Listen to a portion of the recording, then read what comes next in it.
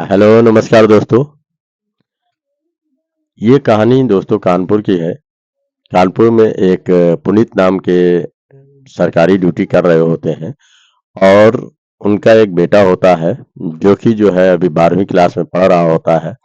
तो इनको जो है उसको जो है शादी करने की सूझ होती है कि कुछ शादी-वादी कर दिया जाए, बच्चे को कुछ काम-वाम करा दिया जाए।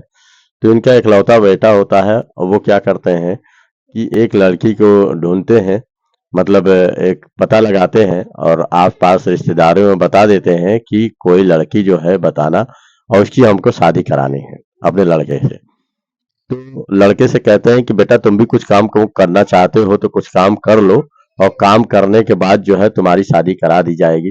तो कहता है पिताजी मैं क्या काम करूं, मैं जो आप एक मेडिकल स्टोर हमको खुलवा दीजिए, कुछ पैसे दे दीजिए तो मैं मेडिकल स्टोर खोल लेता हूँ और मेडिकल स्टोर से जो है आमदनी अच्छी होती है और खामदाम भी, उसमें फायदा भी बहुत होता है। तो एक मेडिकल स्टोर उसकी खुलवा देते हैं और मेडिकल स्टोर खुलवा देते हैं। वहीं पे जो है एक दोस्त उसके से मित्रता हो जाती है। वो ऑनलाइन दवाई इसे बेचता रहता है, आयुष नाम का होता है और इसको भी दिया करता है। तो ये अपनी पत्नी के पास रात में आता है और उससे कहता है कि ऐसा है कि चलो कहीं घूमने चलते हैं। तो इस बात पे उसकी बीवी कहती है कि घूमने क्या, मुझे मायके ले चलो और मुझे कुछ अपने मायके में मुझे मम्मी पापा बुला रहे हैं, उनसे कुछ काम है। तो कल ही चलो हम लोग चलते हैं। तो ये दोस्तों वो जाने का प्रोग्राम करते हैं और जाने के बाद दोस्तों फिर वो जो लड़की होती है नेहा शर्मा, वो जो है कुछ ऐसा काम कर देती है जिससे उसका पूरा ही घर बर्बाद हो जाता है और पूरा घर उजड़ जाता है और बच्चे अनाथ हो जाते हैं। तो ये दोस्तों आइए कहानी आप लोग को विस्तार पूर्वक सुनाते हैं कि आखिर ऐसा क्या ये औरत करती है कि जिससे पूरे बच्चे अनाथ हो जाते हैं और उसका पति फिर वापस घर लौट के नहीं आता है। मायके जाने की बात कह के वहीं से वो हमेशा के लिए अलविदा हो जाता है। तो ये दोस्तों कहानी है कानपुर की नौबस्ता की। नौबस्ता की ये कहानी है। नौबस्ता थाना रहता है, वहाँ किदवई नगर की ये कहानी है। वहीं पे ये लोग परिवार रहता था, प्रतीक शर्मा, और इनकी इनकी उम्र 30 साल रहती है और इनकी पत्नी जिसकी उम्र 27 साल होती है और 5 साल पहले इनके पिता जो है इनकी शादी कराए रहते हैं। तो इनके 2 बच्चे होते हैं, एक लड़का होता है और एक लड़की होती है। लड़का की उम्र 2 साल होती है और लड़की की उम्र 5 साल 4 साल हो जाती है। तो दोस्तों सबसे बड़ी बात ये है कि इनका परिवार ठीक-ठाक से चल रहा होता है। तो एक रात होता क्या है कि ये प्रतीक शर्मा अपने रात में आता है मेडिकल स्टोर बंद करने के बाद और खाना-पीना खा के जब सोने जाता है तो अपनी पत्नी के पास जब आता था, इनकी पत्नी कहती है कि मुझे मायके चलना है और मुझे चल के छोड़ आओ। तो इस बात पे ये कहने लगता है कि ऐसी क्या बात है? तो कहते हैं कि काफ़ी दिन हो गया तुम भी घूमने नहीं गए हो, तो चलो चलो बच्चे भी घूम आएँगे, हम भी घूम आएँगे और काफ़ी दिन से मन भी कर रहा है। तो इस बात पे प्रतीक क्या करता है कि कहता है चलो, सुबह जो है अपनी बीवी को बैठाता है और दोनों बच्चों को लेता है और फैजाबाद की ओर रवाना हो जाता है, क्योंकि ये जो इनकी पत्नी होती है नेहा शर्मा, ये इनका जो मायका होता है वही फैजाबाद का ही रहता है। तो ये फैजाबाद आने के लिए जाते हैं और जाने के बाद जो है अपनी पत्नी को फैजाबाद छोड़ के वहीं से वापस आने लगते हैं। कहते हैं ठीक है तुम ऐसा है 2-3 दिन अपना यहाँ रह लो और रहने के बाद जो है फिर हम लोग साथ में चलेंगे, फिर मैं तुम्हारे पास आऊँगा और तुम साथ में फिर मेरे चली आना। तो इस बात पे वो राज़ी भी हो जाती है, कहती है ठीक है। और ये आता है, वापस आने के बाद जो है लखनऊ में रुकता है और रुकने के बाद फिर उसके मन में एक बैग आता है कि मैं घर अब नहीं जाऊँगा और अपनी बीवी को साथ में लेके ही घर जाऊँगा।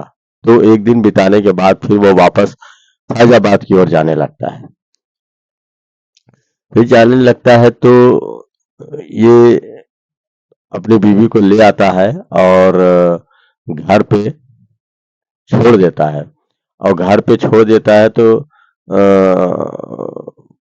वो उसकी बाइक रास्ते में जब खराब हो जाती है तो वो मैसेज एक कर देता है कि मेरी बाइक खराब है और बीवी बच्चे जो है वो वापस चले गए हैं। तो वो बीवी बच्चे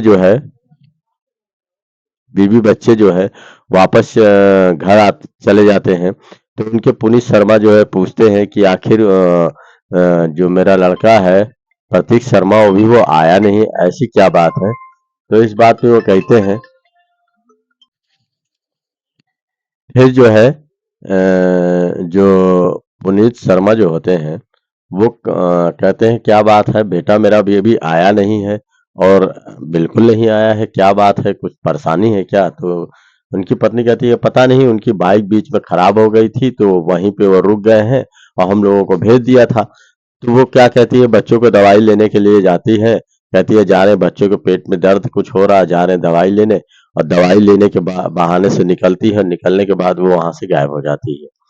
तो इनको जब न वापस नहीं आती तो इनको शक होता है कि आखिर कहाँ चली गई है। तो इधर उधर फोन लगाते हैं, सब जगह फोन लगाने के बाद भी पता नहीं चलता है। तो ये 2-3 दिन का जब समय निकल जाता है तो फिर ये इनके समझ में आता है कि आखिर मेरी बहू भी नहीं पता चल रहा है, उसका भी फोन स्विच ऑफ हो। और मेरा बेटे का भी पता नहीं चल रहा, उसका भी फोन स्विच ऑफ है। तो आखिर ये दोनों गए तो कहाँ गए। रिश्तेदारी में पता किए तो वहां भी कुछ पता नहीं चल रहा है। तो इनको जब समझ में नहीं आता तो ये क्या करते हैं कि नौबस्ता में जाके एक रिपोर्ट लिखा देते हैं, गुमशुदगी की रिपोर्ट, कि मेरा बेटा और मेरी बहू कहीं दिखाई नहीं पड़ रहे हैं और कहीं रिश्तेदारी में भी पता नहीं चल रहा है। वो गुमशुदगी की रिपोर्ट लिखा के चले आते हैं। तो पुलिस पता लगाती है इधर उधर, लेकिन उनको मार्च का टाइम होता है, होली का टाइम होता है, वो इधर उधर पता लगाती है, उनको कुछ पता नहीं चलता है तो वो भी ज्यादा ध्यान नहीं देते हैं। कहते हैं कि अरे अब कहाँ किसी को ढूंढा जाए। तो कुछ समय जब निकल जाता है तो निकलने के बाद जो है उनको समझ में नहीं आता है कि आखिर कैसे उन लोगों का पता चलेगा।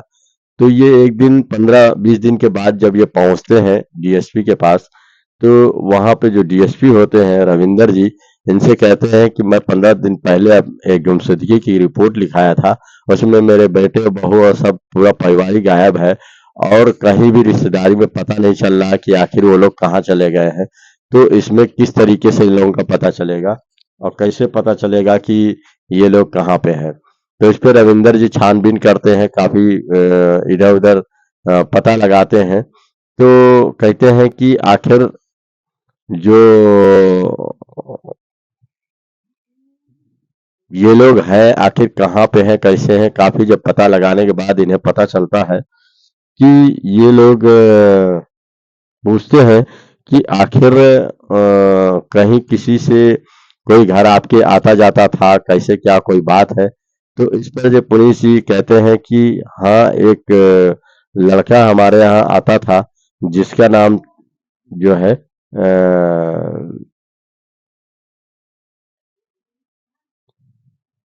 आयुष शर्मा है, जिसका नाम आयुष शर्मा होता है और वही मेरे घर आता जाता था।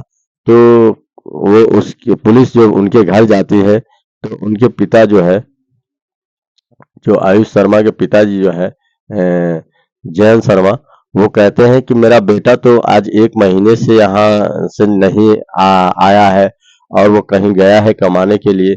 तो कहते हैं कि ऐसी कैसी बात है कि आपको नहीं पता कहाँ क्या है, कि वो कहीं गया हुआ है, बताया नहीं, कह रहा था कि ड्यूटी करने जा रहा हूँ। तो वो लोग क्या करते हैं कि आयुष शर्मा को फोन करते हैं।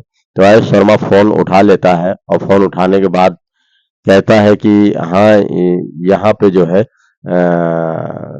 जो प्रतीक शर्मा जो है वो छुपा हुआ है राजस्थान में और उसके ऊपर काफी कर्जा हो गया है, तो इस वजह से वो पूरा दुकान उकान बंद करके ही बच्चे के साथ यहाँ छुपा हुआ है।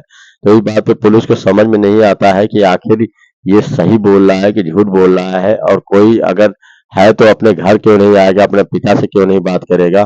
पुलिस को कुछ शक होता है और शक होने के बाद फिर पुलिस जो है वहां पहुंचती है। पहुंचने के बाद जो है उस फोन को सर्विलांस पे लगाती है, और सर्विलांस पे जब लगा देती है तो पता चल जाता है कि ये जो आयुष शर्मा है और उनके साथ जो है नेहा शर्मा है, उनके 2 बच्चे हैं। तो ये सब जो है राजस्थान में रह रहे होते हैं। पुलिस जाती है, उन्हें पकड़ती है, और पकड़ने के बाद कहती है कि आखिर जो है तुम लोग यहाँ इतने सालों से, मतलब इतने दिन से यहाँ पे रह रहे हो, और वहाँ पुनीत जी रिपोर्ट गुमशुदगी की लिखाए हैं। आखिर तुम लोग यहाँ पे रहते हो और बताया क्यों नहीं, छुप के क्यों रह रहे हो? तो इस बात पे उस वो लोग सोचने पे मजबूर हो जाते हैं, और उनसे पुलिस जब सख्ती से पूछती है, जब कॉल डिटेल सब खंगालती है, क्या नाम है, नेहा शर्मा को, तो उससे पता चलता है कि नेहा शर्मा जो है काफी दिन से आयुष शर्मा से बात कर रही होती है। तो आयुष शर्मा जो है से पूछती है कि आखिर तुम लोग इनको कैसे जानते हो, कैसे जो है, आखिर वो प्रतीक शर्मा है कहाँ? तो ये जो नेहा शर्मा होती है वो सोचने पे मजबूर हो जाती है। उस पे जब काफी जोर जबरदस्ती से टॉर्चर किया जाता है, तब वो पूरा कबूल देती है और कह देती है कि अपने पति को शायद हम ही लोगों ने, हमने और ये जो अ, आयुष शर्मा है, इन्होंने ही मारा है, और हम लोगों ने ही उन्हें मार के जो है दफना वफना दिया है और उनका अंतिम संस्कार कर दिया है। तो इस बात पे पुलिस बहुत सख्ते में आती है और पूछती है कि ऐसा तुम लोगों ने कैसे किया और क्यों किया? तब वो अब बताती है, एक राज खोलती है, तो वो सुनकर जो है पुलिस भी बिल्कुल हैरान और भौचक्की हो जाती है, और वो सोचने पे मजबूर हो जाती है कि आखिर ये औरत जो है इतना बड़ा कदम कैसे उठा सकती है। तो ये दोस्ती बताती है कि उस समय की बात है, जब ये मेडिकल स्टोर अपना नया-नया खोले थे प्रतीक शर्मा, और वहीं पे जो है मेडिकल स्टोर इनका अच्छा चल रहा था, पैसा भी अच्छा खासा आ रहा था। आने के बाद फिर इनका एक दोस्त होता है जिसका नाम होता है आयुष शर्मा, और इनसे नई-नई दोस्ती होती है। तो आयुष शर्मा जो है ऑनलाइन मेडिकल स्टोर की दवाइयाँ भिजवाता है और कुछ सामान भी खरीद के लाता है, तो उसका यही काम रहता है। तो धीरे-धीरे इन दोनों में दोस्ती हो जाती है, प्रतीक शर्मा और आयुष शर्मा में। और जब दोस्ती हो जाती है तो कभी-कभी वो लोग साथ में घर भी आ जाते हैं, तो उनका पीना-खाना भी चला करता है। साथ में दोनों शराब भी पीते हैं और घूमते, खेलते, खाते भी हैं, तो इनका ज़्यादातर यही काम रहता है। तो फिर ये जब घर ये लाते हैं, तो नेहा शर्मा को जब ये प्रतीक शर्मा देखता है, तो देखते ही ये पूरा मन को भा जाती है नेहा शर्मा, और उसको सोचने लगता है कि आखिर नेहा शर्मा कितनी सुंदर है और कैसे इस आदमी के साथ रहती है। तो नेहा शर्मा भी उसकी हंसी मजाक ठिठोली को जो भी है बहुत ही आपस में गहन अध्ययन से उससे जो है प्यार करने लगती है, और प्यार करने के बाद जो है फिर ये आयुष शर्मा जो है अपने कुछ टाइम जो है, उसकी शादी तो हुई नहीं रहती है। हर 2 से 3 दिन पे जो है, जब ये प्रतीक शर्मा दुकान पे रहता है, तब ये बीच में जो है टाइम निकाल के चला आता है, और एक दिन खुल के इजहार कर देता है नेहा शर्मा को कि मैं भी तुमसे बहुत प्यार करता हूँ और मैं तुम्हें बहुत चाहता हूँ, और तुम मुझे बहुत खूबसूरत लगती हो। तो इस पर से नेहा शर्मा जो है वो कहने लगती है कि ये तो बात जो है मुझे भी बहुत पसंद है, तुम मुझे भी बहुत अच्छे लगते हो। इनसे दोनों में फिर आकर्षण बढ़ता है और शारीरिक संबंध भी बन जाता है। और जब शारीरिक संबंध बन जाता है दोस्तों, तो जब एक बार नहीं कई बार शारीरिक संबंध बनता है, फिर ये धीरे-धीरे गाँव के लोग जो है, आस-पास के लोग जो है, इधर-उधर कानाफूसी करने लगते हैं कि जब ये प्रतीक शर्मा नहीं होता है, तब ये आयुष शर्मा यहाँ पे कैसे चला आता है, और उसके ना रहने पे 2-2 3-3 घंटा ये घर के अंदर घुसा रहता है। तो इधर-उधर जब बातें होती हैं, तो एक दिन कान में उड़ के बात जो है प्रतीक शर्मा के भी पता चलती है। तो प्रतीक शर्मा को ये बात अपनी बीवी से आके पूछता है, कि नेहा जी से पूछता है कि ये बताओ कि कुछ आस-पास के लोग बताते हैं कि यहाँ पे जो है आयुष शर्मा आया करता है जब मैं नहीं रहता हूँ तो। तो ये क्या माजरा है? तो इस बात पे जो है नेहा जो है बहुत गुस्सा हो जाती है और कहती है कि ये तुम्हारे दोस्त है, तो तुम समझो, यहाँ पे कभी-कदार वो आए थे, वो भी तुम्हारे साथ आए थे, और अगर तुमको अगर नहीं अच्छा लगता है तो उसे खुल के मना कर दो, उसे उसे कह दो कि यहाँ मत आया करे। तो इस बात पे जो है प्रतीक शर्मा को लगता है कि ये सही बोल रही है, वो कुछ बोलता नहीं है। फिर कहता है चलो अच्छा कोई बात नहीं। तो उसके दिमाग में आता है कि लगता है कि हमें ही कुछ वहम हो गया है, ये लोग घर के लोग आस-पास के लोग जो है हो सकता है गलत बता रहे हों। फिर वो धीरे-धीरे आयुष शर्मा घर पे नहीं आता है और आए दिन जो है एक होटल बुक करता है और वो होटल में ही नेहा शर्मा को बुला लेता है और बुलाने के बाद जो है वहीं पे रंगरलियाँ मनाया करता है और फिर वहीं से ये अपने घर चली जाती है, वो अपने घर चला जाता है। एक दिन होता क्या है कि ये होटल पे बुलाया रहता है और उसे अपने बाइक से जो है कुछ दूरी पे छोड़ने के लिए जाता है घर की तरफ, तभी वहाँ पे प्रतीक शर्मा देख लेता है। और जब प्रतीक शर्मा देख लेता है तो उसके मन में भी ये बात आ जाती है कि ये बात बिल्कुल सही है, ये मुझे जो है झूठ बोल रही थी, इसका और आयुष शर्मा में कोई ना कोई तो बात है ज़रूर। फिर उसको ये शक होता है, फिर वो क्या करता है कि दारू पीता है और शराब जब ज़्यादा हो जाती है तो आता है घर के अंदर और पूछता है अपनी बीवी से कि ये बताओ तुम्हारा आयुष शर्मा से कब से संबंध चल रहा है? तो इस पे से वो कहती है कि क्या बात कर रहे हो? मेरा तो कोई इससे संबंध नहीं है। इसी बात पे 2-3 झापड़ कस के मार देता है और मारने के बाद कहता है झूठ बोलती हो, मैंने तुमको उसके बाइक पे जाते हुए तुम्हें देखा है, उस होटल से तुम जा रही थी घर की तरफ और तुम कह रही हो कि उसके साथ कोई संबंध नहीं है, मैं उसके साथ नहीं रहती हूँ। तो इस बात पे जो है वो मारता है और मारने के बाद फिर आए दिन जो है उसकी कोई न कोई खुन्नस खाए रहता है और जब भी इनकी कोई गलती होती है तो वो मारने लगता है। इससे नेहा जो है बहुत ही परेशान हो जाती है और उसको समझ में नहीं आता है कि आखिर मैं क्या करूँ? फिर एक दिन आयुष शर्मा से कहती है कि देखो तुम जो है केवल मुझसे मेरे शारीरिक शारीरिक शरीर से प्यार करते हो कि आखिर मुझसे प्यार भी करते हो? तो वो कहते हैं कि नहीं मैं तुमसे बहुत प्यार करता हूँ। तो कहता है कि क्या तुम मुझसे शादी करोगे? तो कहता है हाँ मुझसे शादी करो तुमसे शादी करूँगा। तो कहे शादी करने के लिए जो है तुम्हें मेरे पति को हटाना पड़ेगा क्योंकि जब तक ये रास्ते का काँटा हटेगा नहीं तुम मुझसे शादी नहीं कर सकते हो। तो कहते हो ऐसा क्या करें कि ये हट जाए रास्ते से? कहे कोई हमें चाल चलनी पड़ेगी और मैं जाती हूँ इसे जो है अपने मायके ले जाने के बहाने इसे वहाँ बुलाती हूँ अपने मायके तरफ फैजाबाद और फिर मैं तुमको बुलाऊँगी तो तुम आ जाना। तो कहती है ठीक है। फिर ये क्या होता है कि एक दिन जब ये दुकान बंद करके जब प्रतीक शर्मा आता है, तो आने के बाद उसकी बीवी कहती है कि चलो हम लोग मायके घूम आए, काफ़ी दिन हो गया। तो इस बात पे वो कहता है कि तुम ही जाओ अकेले घूम आओ, लेकिन कहती है कि नहीं आप भी साथ में चलिए क्योंकि जो है बच्चे भी घूम लेंगे। तो वो मान जाता है और वहीं जो है वहीं से गाड़ी लेता है और बैठा के उन लोगों को लेके जाता है और जाने के बाद जो है बीच रास्ते में उसकी गाड़ी कुछ गड़बड़ हो जाती है लखनऊ में। तो वो कहती है कि चलो हम लोग लखनऊ में ही गड़बड़ हुई तो क्या हुआ यहीं पे गाड़ी खड़ी कर देते हैं हम लोग चलो कुछ लखनऊ का नज़ारा घूमते हैं और घूमने के बाद फिर जो है हम लोग चलेंगे अपने मायके चलेंगे। तो इस बात पे वो फिर एक होटल में रुकता है तो वहीं पे आयुष शर्मा का भी फ़ोन कर देता है कि यार क्या कुछ खाली-खाली लगता है तुम भी आ जाओ कुछ मौज मस्ती हो जाएगी, कुछ दारू-शारू पिएँगे।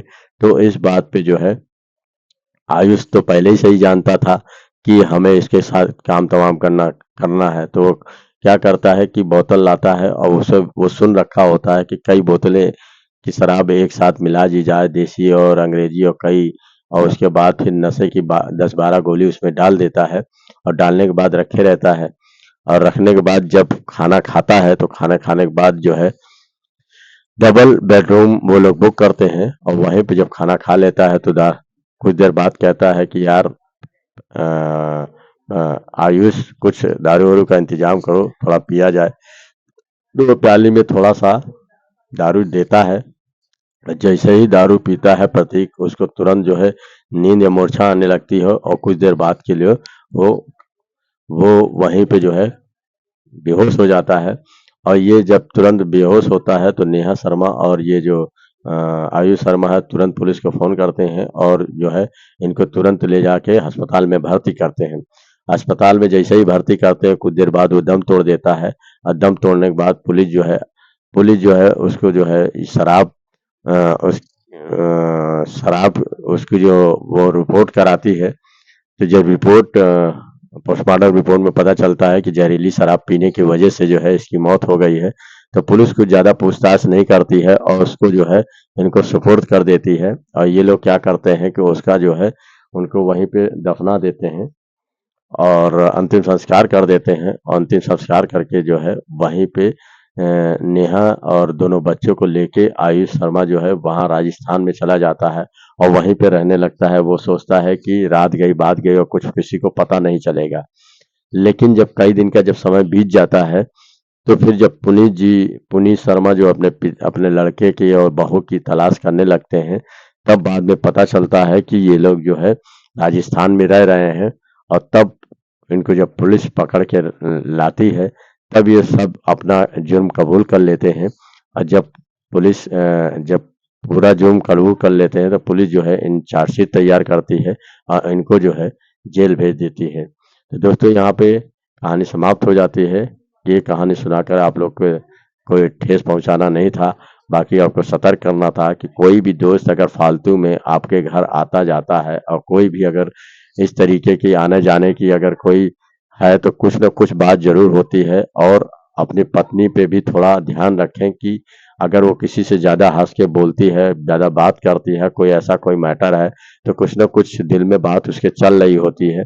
तो ऐसी गलतियां किसी के साथ भी हो सकता है और ये घटनाएं भी किसी के साथ भी घटित हो सकती है। तो ऐसी घटना न घटे, आप लोग सतर्क रहें और बच के रहें। नमस्कार दोस्तों, धन्यवाद।